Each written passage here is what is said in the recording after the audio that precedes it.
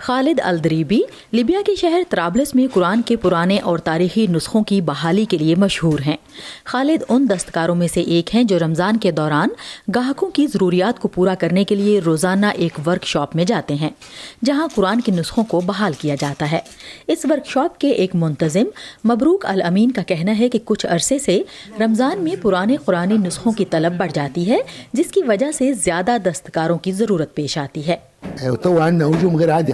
رمضان کے مہینے میں ہمارے پاس گاہکوں کی غیر معمولی تعداد آتی ہے۔ یہ در حقیقت ایک موسمی روزگار ہے۔ ورک شاپ کے منتظمین کا کہنا ہے کہ رمضان سے پہلے لیبیا میں قرآن کے نئے نسخوں کی خریداری روایتی طور پر بڑھ جاتی تھی، لیکن قیمتوں میں اضافے کی وجہ سے بہت سے لوگوں کے لیے یہ روایت برقرار رکھنا مشکل ہو رہا ہے۔ حکومت کی جانب سے نئے قرآنی نسخوں کی اشاعت روک دیے جانے سے لیبیا میں قرآن کی قیمتوں میں اضافہ ہوا ہے، جس سے پرانے نسخوں کی بحالی کے لیے طلب میں بھی اضافہ ہوا ہے۔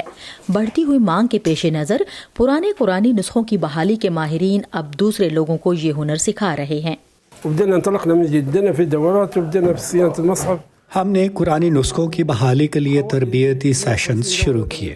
اب تک تقریباً 150 ورک شاپس کی ہیں جن میں 1,500 افراد کو تربیت فراہم کی گئی۔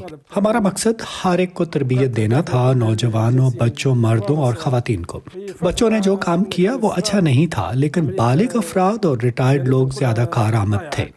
ملک کے مختلف علاقوں سے شہری بحالی کے لیے پرانے قرآنی نسخے ان ورک شاپس پر لاتے ہیں۔ ہمارے صارفین ڈھیروں کے حساب سے قرآنی نسخے گھروں سے یا مساجد سے یہاں لاتے ہیں۔ شمالی افریقہ کا ملک لیبیا گزشتہ 1 دہائی سے زائد عرصے سے لڑائی اور تنازعات کا شکار ہے، جس نے ملک کے بہت سے اداروں کو درہم برہم کر دیا ہے اور تیل سے مالا مال اس ملک کی معیشت کو ایک دھچکا لگا ہے۔ سعدیہ زیبران جھا، وائس آف امریکہ،